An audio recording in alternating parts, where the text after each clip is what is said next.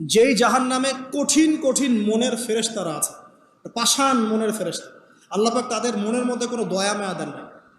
আমাদের মনে দয়া মায়া আছে না, এই দয়া মায়াও আল্লাহ পাক তাদেরকে দেন নাই। শুধু আযাব দেওয়ার মতো শক্তি সামর্থ্য এবং কঠিন একটা মন দিয়েছেন। অন্য সূরায় আছে তাদের সংখ্যা ১৯ জন। কতজন? ১৯ জন, মানে তারা দায়িত্বশীল। বাকি আর যে কত হাজার লক্ষ কোটি আছে আল্লাহ ভালো জানে। আলাইহা তিসআতা আশর আল্লাহ পাক বলেছেন। তো আলাইহা মালাইকাতুন গিলাযুন শিদাদ লা ইয়াসুনাল্লাহা মা আমারাহুম ওয়া ইয়াফআলুনা মা ইউমারুন।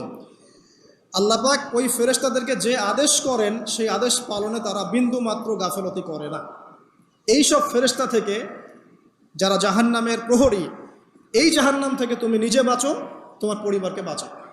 তো আল্লাহ পাক এই বিষয়ে কি বলছেন আমি একটা বলে সামনে যাই, যে ইয়া আইয়ুহাল্লাযীনা আমানু, হে মুমিনগণ, আমাদেরকে আল্লাহ পাক বলছেন হে মুমিনগণ, কু আনফুসাকুম ওয়া আহলিকুম নার, তুমি নিজে জাহান্নামের আগুন থেকে বাঁচো। আগে নিজের চরকায় তুমি তেল দাও, নিজে জাহান্নামের আগুন থেকে বাঁচো। ওয়া আহলিকুম নার, তোমার যে পরিবারবর্গ আছে এদেরকে জাহান্নাম থেকে বাঁচাও।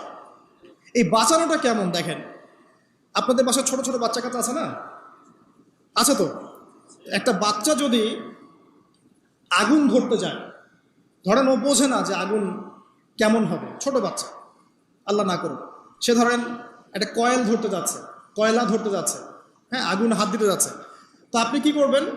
আপনি তাকে সেভ করার চেষ্টা করবেন। সে যদি বলে না আমাকে ছেড়ে দাও আমি ধরবই, আপনি প্রয়োজনে একটা থাপ্পড় দিয়ে হলে সরাবেন এখানে, তাই না? এটা হচ্ছে বাঁচানো।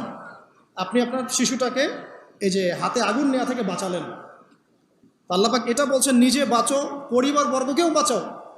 পরিবার বর্গ যদি শুনতে না চায়, না আমি জেনা করব, না আমি গান শুনবো, না আমি মদ খাবই, হ্যাঁ, না আমি এইটা করবো ওইটা করব, যদি আপনি বুঝে থাকেন যে আপনার কথাটা হক, শাসন করে হলেও তো তাকে বারণ করতে হবে।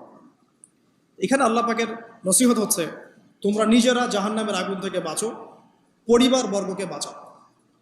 তোমরা যারা এখনো ফ্যামিলি শুরু করো নাই, যুবকদেরকে বলছি, তাদের জন্য এই অংশটুকু বেশি বেনিফিশিয়াল হবে ইনশাআল্লাহ। কারণ তোমাদের জন্য পথ চলাটা তুলনামূলক সহজ তাদের চাইতে যারা অলরেডি ফ্যামিলি ঢুকে গেছেন এবং বিপদেও পড়ে গেছেন, বা বড় হয়ে গেছেন, দীর্ঘ সময় পর্যন্ত আপনার ইসলামের এগেনস্টে চলেছেন, বা আল্লাহর হুকুম আহকামের তোয়াক্কা করেন নাই, তাদের জন্য এটা অনেক কঠিন।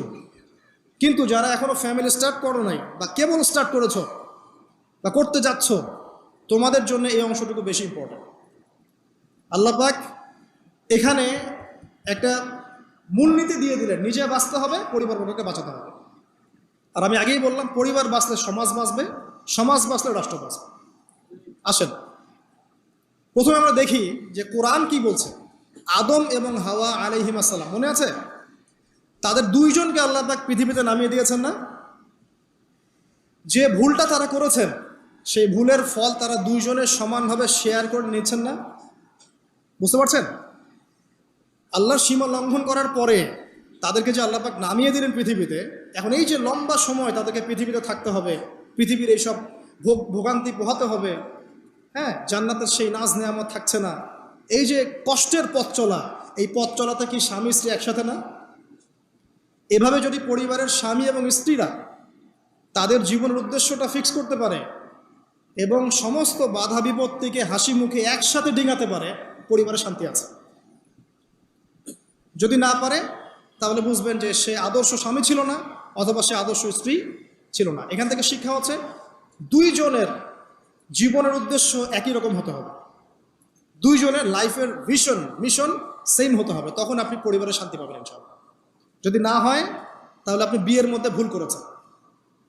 অতএব এই জায়গায় নসিহতটা প্রথম নেন। তারপরে চলে আসেন নূহ আলাইহিস সালাম, মনে আছে নাম?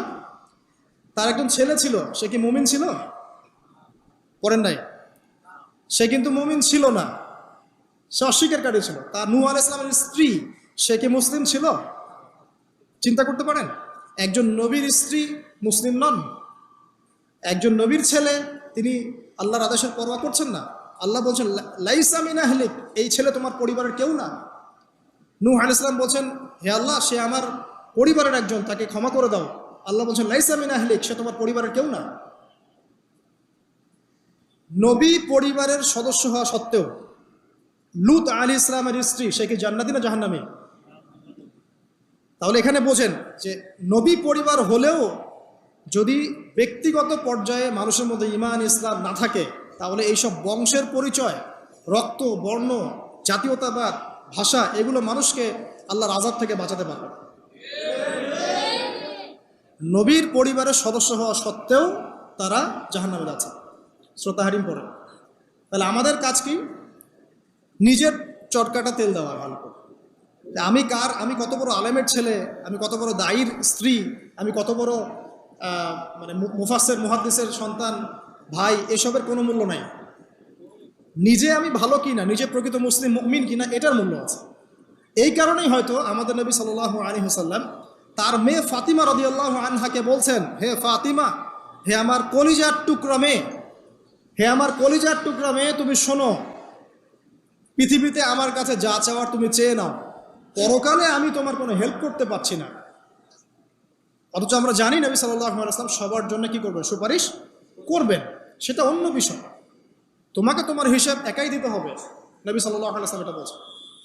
একদিন তিনি বাসায় ঢুকলেন, দেখছেন আয়েশা রাদিয়াল্লাহু আনহা কান্নাকাটি করছে। আয়েশা, আর বলে রাখি, আয়েশা রাদিয়াল্লাহু আনহা সম্পর্কে আমাদের নবীজি বলেছেন, তাকে প্রশ্ন করা হচ্ছে, আপনি পৃথিবীতে সবচেয়ে বেশি কাকে ভালোবাসেন? তিনি বলছেন আয়েশাকে। তারপরে কাকে ভালোবাসেন? আবু বকর। তারপর কাকে ভালোবাসেন? ওমর। কথা বুঝতে পারছেন? তো সেই আয়েশা রাদিয়াল্লাহু আনহা বাসায় কান্নাকাটি করছেন। তিনি বলছেন, কি জন্য কাঁদছো হে আয়েশা? আয়েশা রাদিয়াল্লাহু আনহা বলছেন, জাহান্নামের আযাবের ভয়ে আমি কাঁদছি। কি হবে ইয়া রাসূলুল্লাহ আমাদের শেষ হলো? তখন আল্লাহর নবী তার স্ত্রীকে বলছেন, যাকে তিনি সবচেয়ে বেশি ভালোবাসেন, তাকে বলছেন, তিনটা ক্ষেত্র বা তিনটা জায়গা আছে যখন পৃথিবীর কোনো মানুষকে চিনতে পারবে না পরকালে, এমনকি আমিও তোমাকে চিনতে পারবো না। সেটা কি? যখন এই যে মিজানের পাল্লাটা দাঁড় করানো হবে, এই যে এটা ভারী হচ্ছে না হালকা হচ্ছে, এই সময় কেউ কাউকে চিনবে না, কারো কথা কারো মনে থাকবে না। যে গার্লফ্রেন্ডের জন্য আপনি জীবন দিচ্ছেন তার কথা আপনার মনে থাকবে না। যে স্ত্রী সন্তানের জন্য আপনি সারা জীবন দুর্নীতি করে গেলেন তার কথা আপনার মনে থাকবে না। এমনকি যে স্ত্রীর কাছে আপনি অনেক প্রেমময় স্বামী, সেও আপনার কথা মনে রাখবে না যখন মিজানের পাল্লাটা উঁচু করা। দুই, যখন আমল নামা ছুঁড়ে দেওয়া হবে, আমল নামা এভাবে উন্মুক্ত করে ছুঁড়ে দেওয়া হবে, ইকরা কিতাবাক, তুমি আজকে তোমার কিতাব পড়ো, ওয়া কাফা বিনাফসিকা আল-ইয়াওমা আলাইকা হাসিবা, আজকে তুমি নিজেই তোমার নফসের হিসাব নেওয়ার জন্য যথেষ্ট। এই সময় আয়েশা আমি তোমার কথা মনে রাখতে পারবো না। একটা হচ্ছে যখন মানুষ পুলসিরাত পার হবে, তখন কেউ কারো কথা মনে রাখতে পারবে না। এখান থেকে শিক্ষা কি? নূহ আলাইহিস সালামের পরিবারের সদস্য হয়েও তারা আল্লাহর আনুগত্য না করার কারণে জাহান্নামে যাচ্ছেন। লূত আলাইহিস ইসলামের পরিবারের সদস্য হয়েও ঈমান না আনার কারণে তারা কি করছেন? জাহান্নামে যাচ্ছেন। আমাদের শিক্ষা হচ্ছে আমাদের পরিবারগুলোর, যে আমাদের এই বংশ, আমাদের এই যে টাকা পয়সা, স্ট্যাটাস, রং, হ্যাঁ, বাড়ি গাড়ি, পলিটিক্যাল পদ, কোনো কিছুই আমাদেরকে আল্লাহর আযাব থেকে বাঁচাতে পারবে না যদি আমরা প্রকৃত মুসলিম মুমিন না হতে পারি। তো পরিবারের সদস্যদেরকে আল্লাহ পাক ঈমানদার হওয়ার তৌফিক এনায়েত করুন।